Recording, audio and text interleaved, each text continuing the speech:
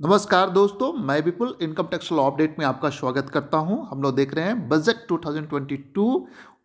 क्या हम लोग एक्सपेक्ट कर रहे हैं बजट से?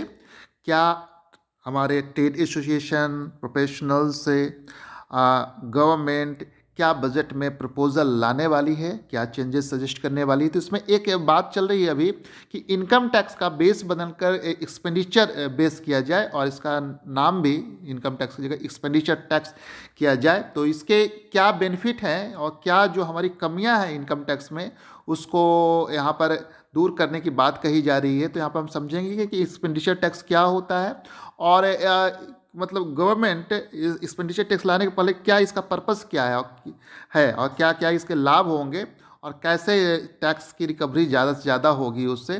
तो आइए हम लोग देखते हैं ये न्यूज़ जो यहाँ पर आपका india.news18.com पे है।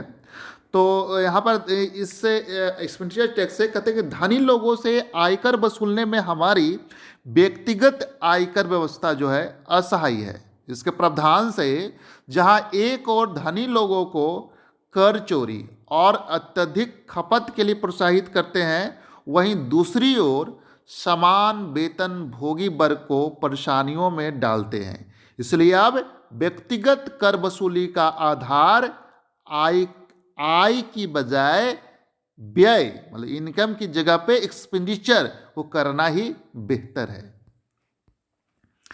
देश को व्यक्तिगत कर व्यवस्था में अब आमूलचूल परिवर्तन करने का समय आ गया है। इनकम टैक्स की जगह एक्सपेंडिचर टैक्स अपनाने का यही उपयुक्त अवसर है।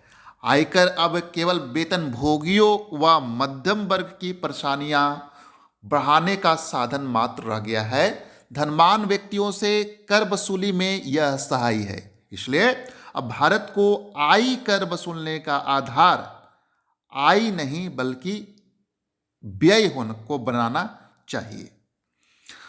कितनी विडंबना है कि एक समान वेतन पाने वाला व्यक्ति पहले आयकर टैक्स अदा करता है और फिर बची हुई आय को खर्च करता है। दूसरी ओर धनी लोग पहले खर्च करते हैं और फिर बची हुई आय पर इनकम टैक्स देते हैं।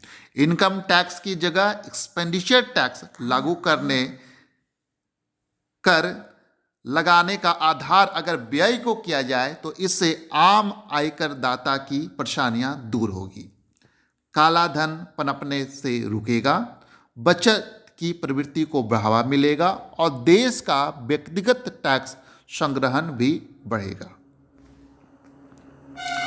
आईटीआर से मिलेगी मुक्ति।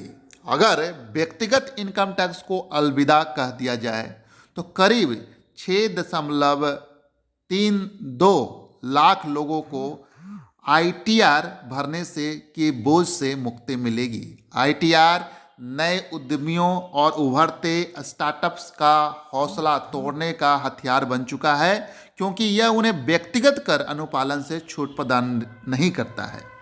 इनकम टैक्स के जटिल नियमों के कारण लोगों को बहुत से रिकॉर्ड और फाइल रिटर्न सबमिट करनी पड़ती है और उन्हें संभाल कर रखना पड़ता है। आयकर विभाग लाखों रिटर्न्स को जांचने, प्रश्नों का उत्तर देने, स्पष्टीकरण देने और रिफंड करने तथा आयकरदाताओं के साथ पत्राचार करने में ही उलझा रहता है।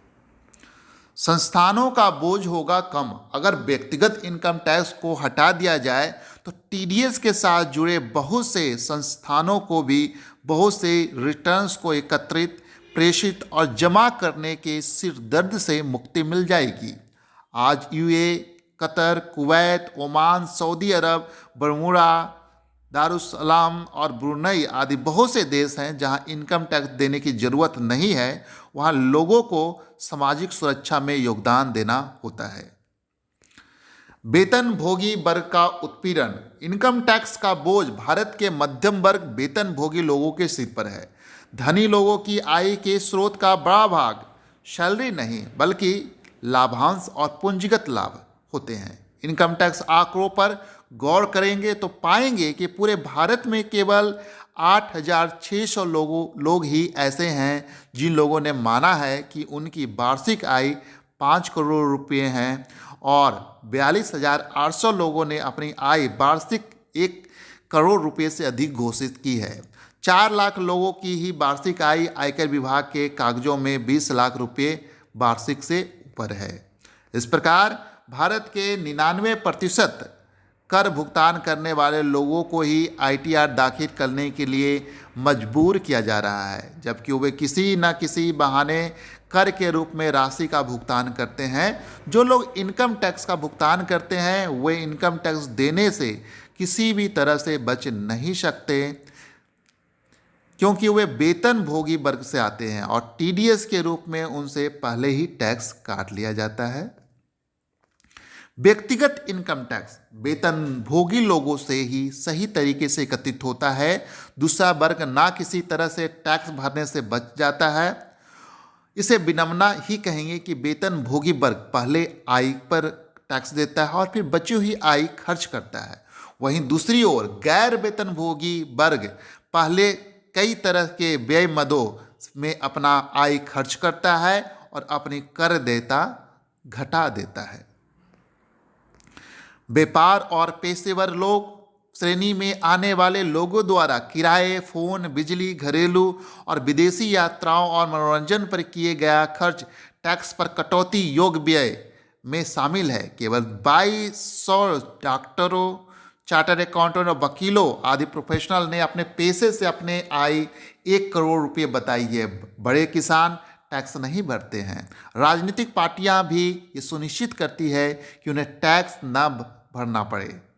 ये आंकड़े बताते हैं कि इनकम टैक्स की कमजोरी वित्त वर्ष 2020-21 में कुल 24,23,020 करोड़ का टैक्स रेवेन्यू प्राप्त हुआ है। इसमें इनकम टैक्स 6,38,000 रुपये जो 26.30% है। कॉर्पोरेट टैक्स का हिस्सा 6,81,000 करोड़ रुपये जो 28% है। जीएसटी का 6,90,500 जो 28.5% है। एक्साइज ड्यूटी का 2,67,000 करोड़ जो 11% है। कस्टम का 1,38,000 करोड़ रुपये जो 5.70% है। और सर्विस टैक्स का हिस्सा 1,020 करोड़ रुपये जो 0.045% था। एक्सपेंडिचर टैक्स से काले धन पर रोक। कर चोरी भारत में एक समान मानसिकता बन चुकी है। टैक्स प्लानिंग या टैक्स बचाव जायज है, लेकिन कर चोरी अपराध है। इससे एक समानांतर अर्थव्यवस्था प्रॉपर्टी और सोने के रूप में पनप जाती है। अगर व्यक्तिगत आयकर को एक्सपेंडिचर टैक्स में बदल दिया जाए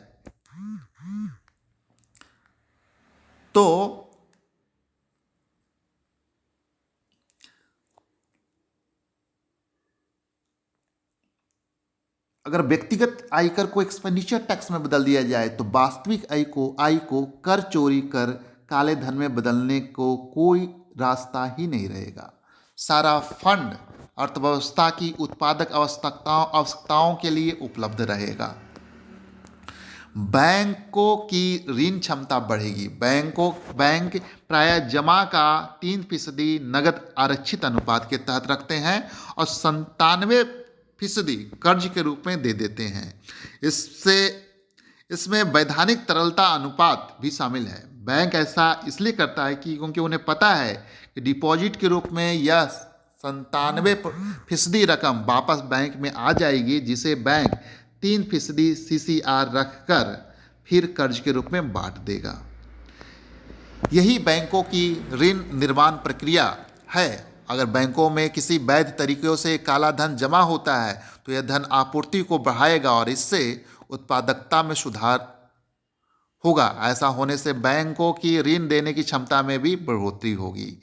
बस आय का आधार ही बदलना है। एक्सपेंडिचर टैक्स इनकम टैक्स में से बहुत ज़्यादा भिन्न नहीं है।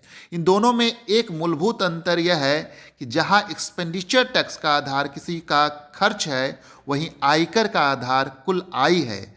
अमीरों पर ज़्यादा टैक्स लगाने के लिए एक्सपेंडिचर टैक्स को ज़्यादा तार्किक बनाया जा सकता है, क्योंकि अभी अमीरों द्वारा खर्च किया जाने वाला पैसा अभी भी देश की पूंजी में शामिल नहीं है, क्योंकि उसे आयकर छू भी नहीं पाता। बजट सही अवसर है भारत को इनकम टैक्स को अलविदा कहकर एक्सपेंडिचर टैक्स अपनाने पर गंभीरता से विचार करना चाहिए। बजट इसे लागू करने का उपयुक्त अवसर है। टैक्स लेने के लिए आयकर को आधार बनाने के बजाय खर्च को आधार बनाने से न केवल अतार्किक आयकर के हानिकारक और असमान प्रभावों को कम किया जा सकेगा, बल्कि यह अत्यधिक उपभोग की प्रवृत्ति पर अंकुश लगाकर बजट को बढ़ावा देगा। धन्यवाद दोस्तों। ये न्यूज़ था जिसमें पंजाब योजना बोर्ड के उपाध्यक्ष और एसोचैम नॉर्थर्न रीजनल काउंसिल के अध्यक्ष हैं इसके लेखक। उन्होंने इस पर इसका विश्लेषण किया है। धन्यवाद।